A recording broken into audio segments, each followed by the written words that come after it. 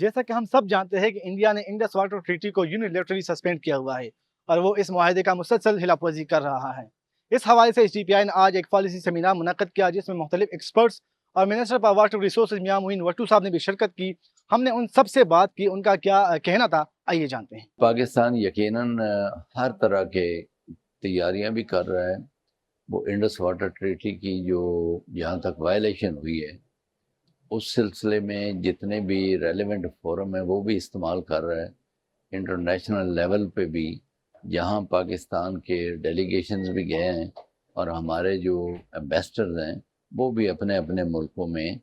جو relevant forums ہیں وہاں پاکستان کا یہ جو انتہائی جائز موقف ہے اور انڈیا کی یہ جو ٹریٹی کی وائلیشن ہے اور دنیا میں جتنے بھی آج تک ٹریٹیز ہیں ان سب کی روایات کے خلاف ہے، اخلاقیات کے خلاف ہے، اور یہ matter of life and death of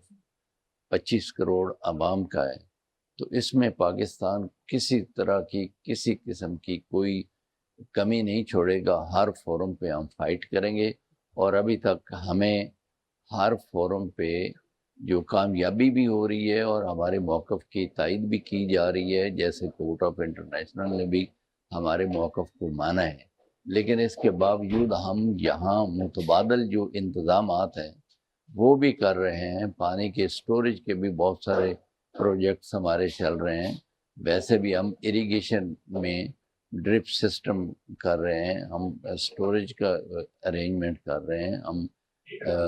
Sprengel system جو ہے نا وہ انٹروڈیوس کر رہے ہیں، نہروں کی لائننگ کر رہے ہیں تاکہ ہم پانی کی سیونگ بھی کر سکیں اور ری یوز آف واٹر بھی کر سکیں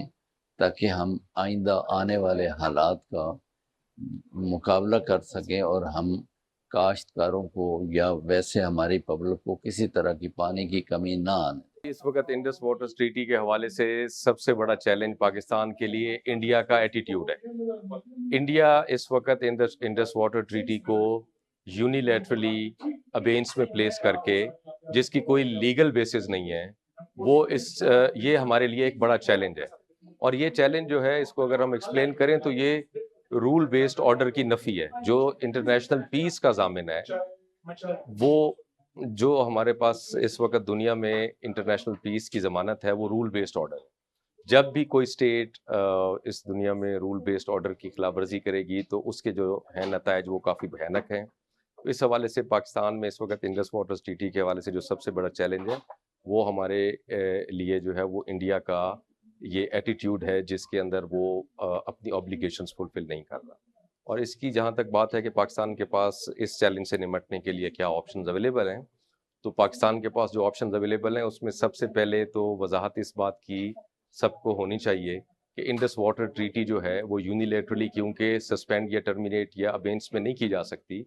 سو therefore treaty in force ہے، اور ٹریٹی کے اندر دیے گئے میکینزمز ہی اس سچویشن سے نکلنے کا ایک راستہ دیتے ہیں، اور وہی آپشنز ہیں، ان پہ کوئی ڈیبیٹ نہیں ہے۔ اب کیونکہ انڈیا پریکٹیکلی ٹریٹی کے اندر کوآپریٹ نہیں کر رہا، اپنی اوبلیگیشنز فلفل نہیں کر رہا، تو پاکستان کے پاس پھر UN سسٹم میں peaceful resolution of the issue کے لیے جو آپشنز اویلیبل ہیں اس میں UN سسٹم کے اندر ڈفرینٹ فورمز اویلیبل ہیں، ان کے اندر اپنی آواز کو اٹھانا ہے جو پاکستان کر رہا ہے، ڈپلومیٹک کور کو ایڈریس کر رہا ہے، دنیا کے بڑے کیپٹلز کے اندر جا کے اس پوائنٹ کو ریز کیا جا رہا ہے تاکہ ہم دنیا کو یہ بتا سکیں کہ یہ بائی لیٹرل میٹر نہیں ہے بٹوین پاکستان اینڈ انڈیا۔ یہ ایک ایسا میٹر ہے کہ اگر اس کے اوپر ان دونوں ممالک میں یہ ایشو ریزالو نہیں ہوگا تو یہ ریجنل پیس کو ایک بہت بڑا خطرہ لاحق کر دے گا۔ اس وجہ سے دنیا کے تمام ممالک کی ذمہ داری ہے کہ وہ اس کرائسس کو سمجھیں اور اس کے جو ہے وہ سولوشن کے لیے اپنا رول پلے کریں اوور دا انڈیا، اور انڈیا کو اس کے اوپر پریس کریں کہ وہ اپنی اوبلیگیشنز فلفل کرے۔ Thank you.